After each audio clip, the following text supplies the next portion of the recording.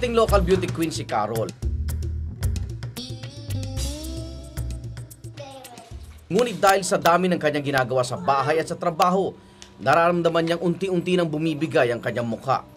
I age 5 times faster than any other homemaker or any other housewife. So nakikita mo, ang dami mo ng wrinkles, tapos bumabagsak na yung mga age lines mo. I find it very uncomfortable. Halos 18 oras siyang nagtatrabaho kada araw, kaya nagmarka na ang pagod sa kanyang mukha.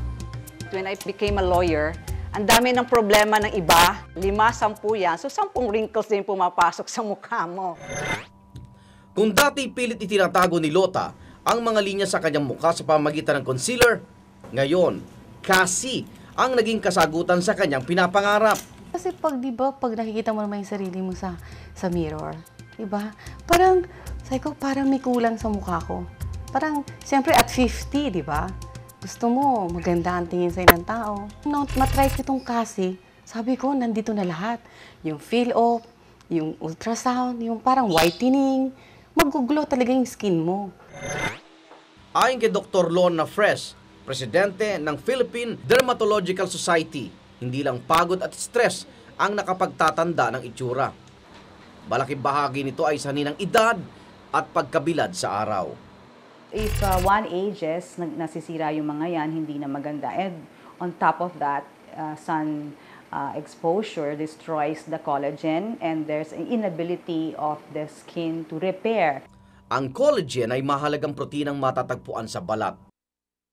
Oras na numipis at masira ito, mawawala ng suporta ang balat. Ito ang sanhi ng paglawlaw ng balat at pagkakaroon ng linya o wrinkles. Sa kagustuhang mapaganda at mabawasan ang mga linya sa kanyang mukha, sinubukan ni Carol ang CASI o Computer-Aided Cosmetology Instrument.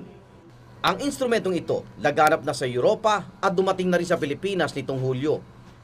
Gamit ang iba't ibang settings sa computer, maaaring mabago at mapapata ang itsura ng balat.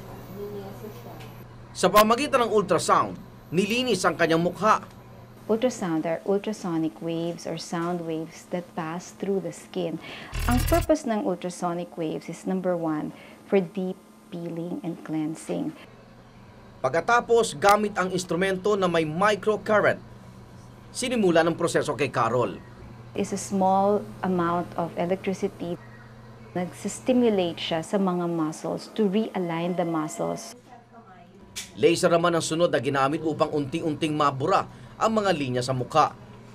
Sinasabing tumutulong itong i-restore ang collagen sa balat. Matapos ang 1 oras na procedure, napansin ni Carol ang pagbabago sa kanyang mukha. Dito yung may mga 2 lines dito. Oh, man, let me see. Mukhang wala na.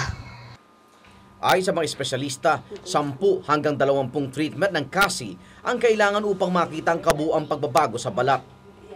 Depende pa ito sa tipo ng balat na sasailalim dito.